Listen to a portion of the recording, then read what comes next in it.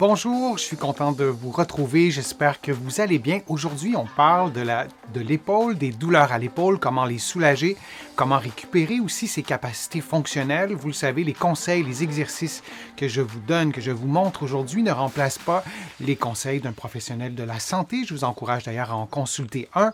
Vous allez trouver beaucoup d'informations aussi dans mes livres, notamment mon livre 99 façons de prévenir les effets du vieillissement et mon livre Lève-toi et marche. Je veux vous présenter 5 problèmes fréquents de l'épaule. Évidemment, il y en a beaucoup plus que ça, mais il y en a 5 qui sont souvent présents aussi dans vos questionnements.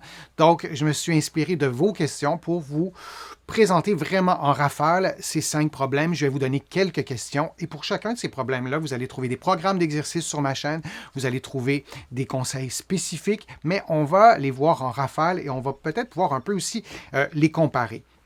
Alors, 5 pathologies de l'épaule qui sont parmi les plus fréquentes, sinon les plus fréquentes. Alors, la première catégorie, ce sont les tendinopathies. On a souvent parlé, on parle encore de tendinite. C'est correct d'utiliser ce mot-là, mais le mot tendinopathie englobe plusieurs diagnostics qui sont des problèmes liés au tendon. Alors, on a la tendinite qui décrit une inflammation du tendon si on prend le mot là, à son sens strict. Alors, le tendon, c'est ça. J'ai mis 2 flèches, c'est le tendon du biceps. Biceps, ça le dit, il y a 2 muscles, alors il y a 2 tendons. Et vous avez un ligament, juste pour les mettre en opposition. Vous voyez que les ligaments en haut relient 2 pièces osseuses et vous allez aussi voir que le tendon relie l'os au muscle. Donc, le tendon va transmettre la force du muscle à l'os et de cette façon-là, il pourrait y avoir un mouvement. Il y a la tendinose. La tendinose, c'est le processus dégénératif lié à la blessure au tendon et on a les déchirures, une déchirure ou une déchirure complète, une déchirure partielle. Et parfois, tout ça, tendinose, tendinite et déchirure au tendon, tous ces diagnostics vont apparaître sur un même muscle. Donc, ce n'est pas des diagnostics exclusifs. Souvent, tendinose, tendinite, ça va un peu ensemble, mais je voulais vous les présenter de façon distincte de cette façon-là. Et si on regarde un peu plus les tendons, vous voyez que c'est étroitement lié, donc c'est en continuité avec le muscle, tandis que les ligaments qui sont juste au-dessus, je vais les faire réapparaître ici, ça relie 2 os ensemble. Il y a des muscles qui sont beaucoup plus fréquemment touchés par les tendinopathies ou les tendinites à l'épaule. Ce sont les muscles de la coiffe des rotateurs. On parle souvent de la coiffe des rotateurs. Alors, je voulais vous la montrer en rafale rapidement pour que vous puissiez la visualiser. Alors, ces 4 muscles qui font partie de la coiffe des rotateurs, chaque couleur représente un muscle. Si on commence par le turquoise, on a le sous-scapulaire. Alors, on est à la partie antérieure. L'illustration de gauche, c'est l'illustration de face. Si je vous montre comme ça ici, alors l'épine de l'omoplate, c'est ce que vous pouvez palper dans votre dos. Et donc, l'image en turquoise, c'est le muscle qui est ici. C'est quand même assez impressionnant. Un muscle qui est à la partie intérieure de l'omoplate. Donc, le nom le dit, le sous-scapulaire. Il est en dessous de l'omoplate. Et on a, si on se transpose maintenant sur l'illustration de droite, on a le sus-épineux ou le supra-épineux et l'infra-épineux ou le sous-épineux, c'est des synonymes. Donc, vous voyez l'épine de l'omoplate et vous voyez les muscles qui sont un muscle qui est au-dessus, un muscle qui est en dessous. Et le muscle qui est en bleu, c'est le petit rond, qui est un muscle qui se trouve en dessous de tout ça et qui s'attache sur l'humérus. Alors, ce sont les 4 muscles de la coiffe des rotateurs. Si je vous le montre comme ça, les couleurs sont différentes, mais là, on voit le supra- et l'infra-épineux ou le sus- et le sous-épineux. Et lorsqu'on a une déchirure de la coiffe des rotateurs ou une tendinopathie de la coiffe des rotateurs, et là je vais vous donner quelques conseils, c'est important de savoir quel est le muscle qui est concerné parce que ces muscles-là ont un rôle immense dans la stabilité de l'épaule. Ils vont venir protéger un peu cette stabilité-là. Ils vont permettre au mouvement de l'humérus dans tous les plans de l'espace en le guidant un peu plus. Et comme il y a 4 muscles, bien, il y a plusieurs mouvements qui sont effectués par les tendons de la coiffe des rotateurs. Donc, c'est important de savoir lequel. C'est absolument important de consulter. Maintenant, lorsqu'on a une tendinopathie de la coiffe des rotateurs, que ce soit une tendinite, une tendinose ou une déchirure, c'est important de rééduquer tous les autres muscles. Si on a une déchirure complète et pour une raison ou pour une autre, on ne peut pas être opéré, c'est pas la fin de l'épaule, c'est une difficulté que vous allez rencontrer dans certains mouvements, mais parfois en rééduquant d'autres muscles, c'est possible aussi de le faire. Si on a une tendinopathie, si on exclut les déchirures complètes, mais les autres problèmes de tendons, inflammation ou processus dégénératif, on veut cesser le mécanisme, le mouvement, l'activité qui cause la blessure. On entend souvent la logique, plus ça fait mal, mieux c'est, ou si ça fait mal, c'est bon signe, c'est probablement parce que c'est en train de guérir. Dans un contexte de tendinopathie, par exemple de la coiffe des rotateurs, on ne veut pas reproduire la douleur. On peut se faire une tendinite, par exemple, en faisant un faux mouvement, en faisant une activité qu'on ne fait jamais. Il y a de l'inflammation, on blesse le tendon parce qu'on a fait un mouvement de trop grande amplitude, alors que le tendon était relativement sain. Ici, on maintient cette inflammation en continuant de faire le mouvement ou l'activité physique, mais on risque peut-être de déclencher à la longue, avec les semaines, les mois, peut-être les années, de déclencher des processus dégénératifs. Alors là, on aura un mélange de tendinite, tendinose. Les tendons ne sont pas très bien vascularisés, je vous l'ai souvent dit. Donc, lorsqu'on a une douleur, on veut mettre fin à ce qui cause le problème pour autant qu'on puisse avoir identifié le problème et souvent en consultant un kinésithérapeute de l'autre côté de l'Atlantique ou ici un professionnel de la physiothérapie.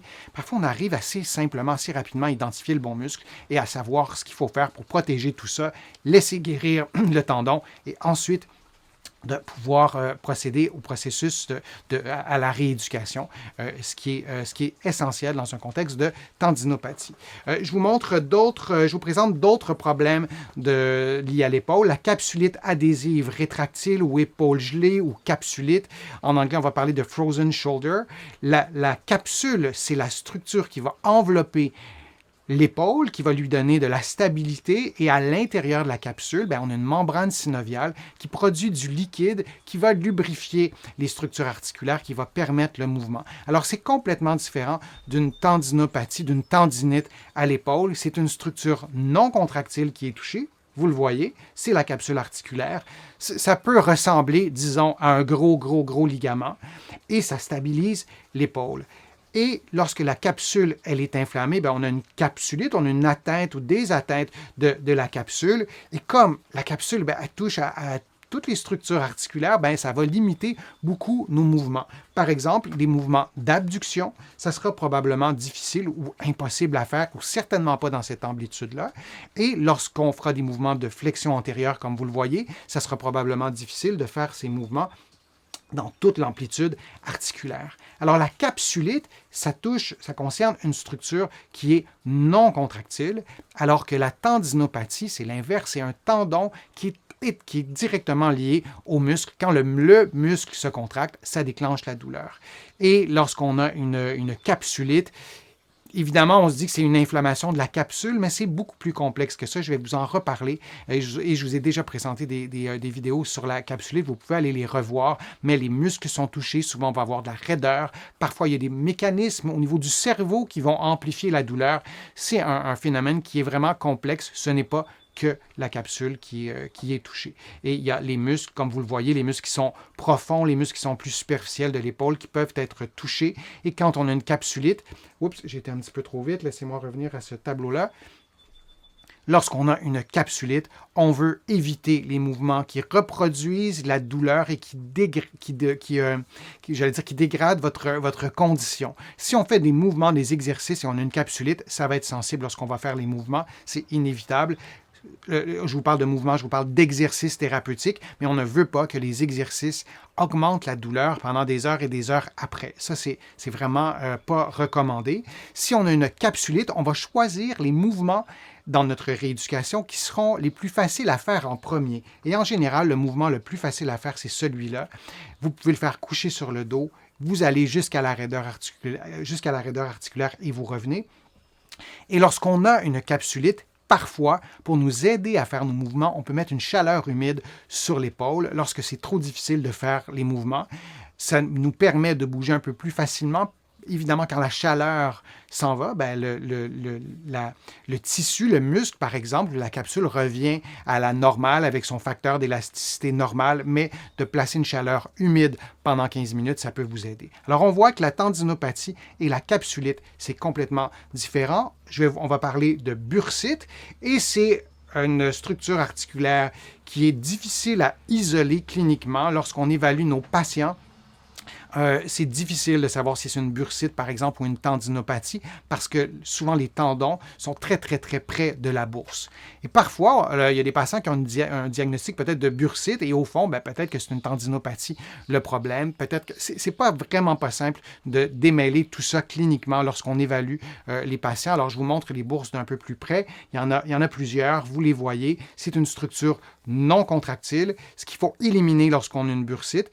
Et ça, c'est important. C'est un conseil que je vous donne. Je pourrais vous en donner plusieurs. Mais vraiment, si vous avez une bursite, on veut éliminer l'infection. Parce que la bourse, c'est une petite poche avec du liquide à l'intérieur et ce liquide-là peut s'infecter. Alors, si moi, je vois un patient ou une patiente qui a une bursite au coude, je vous parle du coude parce que la bursite du coude, elle est très, très visible, contrairement à l'épaule où c'est plus à l'intérieur de l'articule, à l'intérieur, sous les muscles en tout cas, c'est plus difficile à voir. Et parfois, moi, j'en ai vu des bursites au coude infectieuses. Et là, c'est pas de la rééducation qu'on a besoin.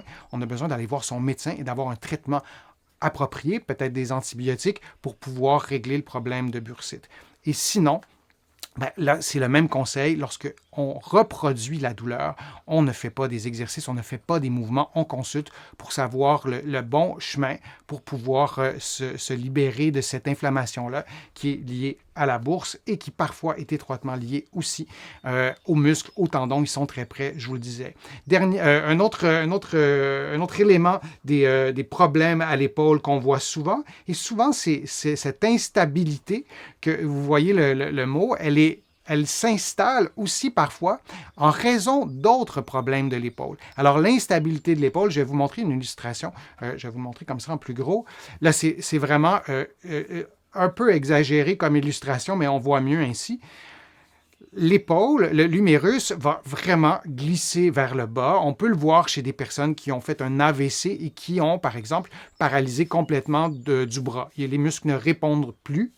Et la stabilité de l'épaule, elle est assurée par les ligaments, ce qui est en rouge ici, ces structures non contractiles, mais aussi il y a une stabilité passive qui, elle, est assurée par les muscles. Alors, si nos muscles fonctionnent mal ou ne fonctionnent plus, comme dans un contexte d'AVC, ben, on peut avoir une instabilité assez énorme, j'allais dire assez catastrophique, il faut intervenir dans ce temps-là, et on peut avoir une instabilité aussi dans d'autres plans de l'espace. Alors, une instabilité peut être causée par un problème lié à un ligament, donc on a un problème de stabilité passive, et on peut avoir aussi un problème de stabilité active qui, elle est liée aux muscles. Soit qu'il y a des muscles qui ne fonctionnent pas, comme je vous l'ai décrit, soit que nos muscles ne fonctionnent pas bien ensemble. Alors, si on pense à la coiffe des rotateurs qui donne de la stabilité à l'épaule, là je vais caricaturer, mais si j'ai 50%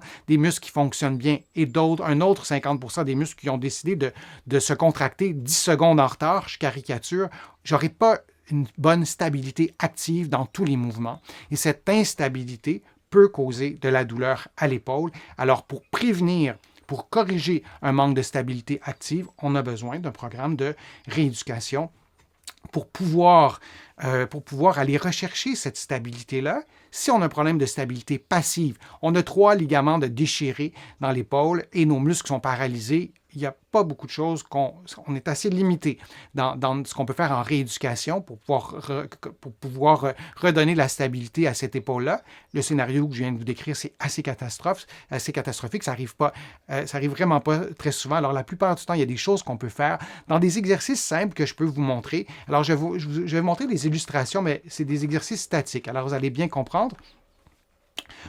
Pardon. On a des exercices statiques en mise en charge de l'épaule. On oublie parfois que l'épaule, c'est aussi une articulation de mise en charge. Si vous regardez le développement moteur d'un bébé, d'un jeune enfant, ben, le bébé va un jour ou l'autre marcher à 4 pattes ou à 3 pattes ou placer ses mains au sol. L'épaule, c'est une articulation de mise en charge aussi. Et lorsqu'on veut retrouver notre stabilité, on peut faire des exercices de mise en charge comme vous voyez en ce moment. Ce sont des exercices efficaces. Là, je vous le montre avec un ballon suisse et un bossu. Ce n'est pas le niveau de difficulté le plus bas, vous l'avez deviné, mais ça nous permet d'augmenter l'instabilité parce qu'il y a l'équivalent de 2 ballons, mais vous pourriez vous placer dans la même position, mais directement au sol, peut-être juste sur une main. Éventuellement, vous gardez la position 30 secondes et vous tentez de maintenir vos épaules, vos omoplates dans une position stable. On ne veut pas faire l'exercice, les épaules accrochées dans les oreilles, par exemple. Alors, une autre version de l'exercice de mise en charge, c'est sur le côté. Encore une fois, vous pourriez le faire directement au sol ou vous pourriez le faire sur vos avant-bras.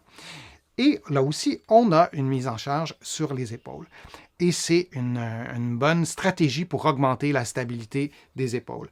On continue avec les problèmes fréquents de l'épaule et ce sont les processus dégénératifs. Celui qu'on connaît le plus, c'est l'arthrose, qui est l'usure des cartilages, ces cartilages qui recouvrent l'extrémité des os longs, entre autres. Nos cartilages s'usent tous avec les décennies qui passent. Parfois, le cartilage s'use plus rapidement parce qu'on a fait un sport d'élite, par exemple, parce qu'on a fumé, parce qu'on est en situation d'obésité. Le gras, ça instaure un terreau propice à l'inflammation. Notre alimentation peut avoir un effet. Donc, il y a vraiment plusieurs raisons qui peuvent nous prédisposer à l'arthrose, mais c'est aussi un processus normal de vieillissement. À 95 ans, j'aurai de l'arthrose à l'épaule et lorsque c'est prématuré, ça devient plus problématique. Alors ça, c'est un des processus dégénératifs du cartilage et des structures articulaires, l'arthrose. Il y en a d'autres, mais c'est le principal. Ici, je vous donnais quelques conseils par rapport à l'arthrose. Le premier conseil, si on a eu un diagnostic d'arthrose à l'épaule, et on n'a pas eu peut-être d'examen clinique, pour peu importe la raison. Donc, la personne n'a pas évalué notre épaule, nous a pas fait bouger, lever le bras, tester notre force, tester notre stabilité, se placer à 4 pattes, est-ce que les 2 épaules sont stables, etc.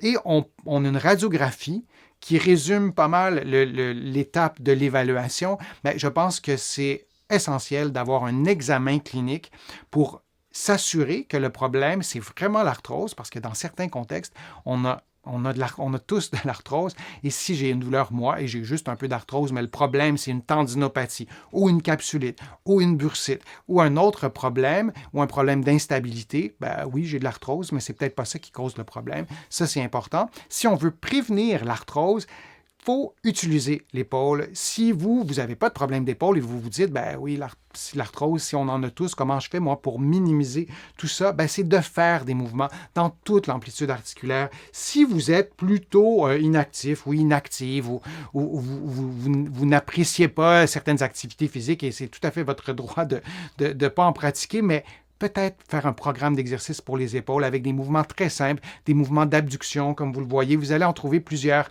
sur ma chaîne, des mouvements complexes aussi, comme celui-là. Vous pouvez le faire en position assise ou vous pouvez le faire couché sur le dos, ça travaille différemment.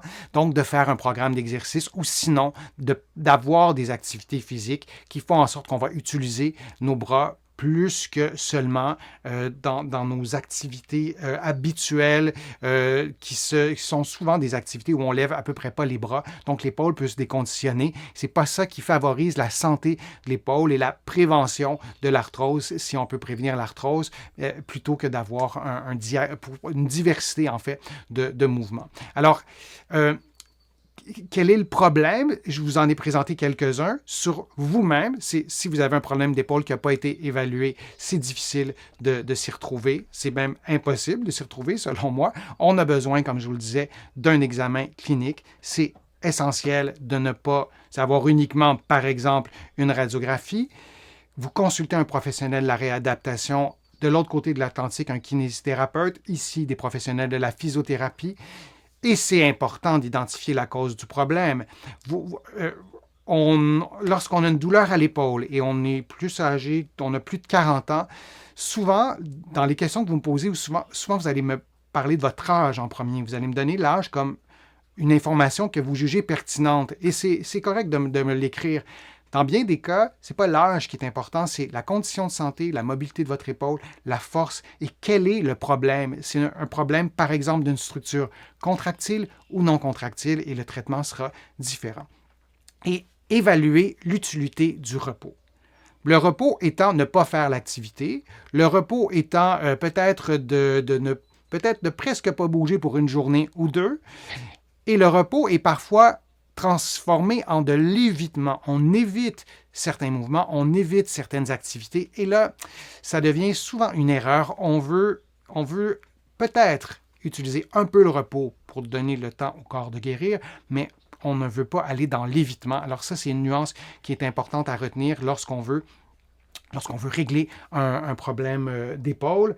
Alors, c'est les conseils que je voulais vous donner. Je voulais vous présenter différents problèmes d'épaule pour pouvoir les distinguer. J'espère que ça vous a été utile et vous allez trouver vraiment sur ma chaîne plusieurs vidéos, plusieurs programmes d'exercices, oui, qui vont vous guider pour prendre soin de vous, pour savoir quand consulter notamment. Je vous remercie vraiment d'avoir été là et j'espère que mes conseils vous ont été utiles. J'espère que les exercices aussi que je vous présente vous aident. Vous allez en trouver plusieurs sur ma chaîne. Je vous invite à contribuer à mes plateformes. Vous pouvez le faire directement sur YouTube en cliquant sur le petit cœur. Vous pouvez le faire aussi sur mon site web. Vous visitez le www.denisfortier.ca. Vous allez pouvoir aussi vous abonner gratuitement à l'infolettre. Vous allez recevoir des informations chaque semaine sur des sujets variés et aussi à des infolettres thématiques sur des sujets bien précis. Vous allez recevoir des courriels. Tout ça est gratuit et vous allez trouver tout ça sur mon site web. Vous allez trouver aussi beaucoup d'informations dans mes livres que vous pouvez trouver partout sur le web et aussi en librairie au Canada et de l'autre côté de l'Atlantique. Alors, j'espère que vous allez pouvoir prendre soin de vos épaules et de vous retrouver pour un prochain direct ou une prochaine vidéo. À bientôt.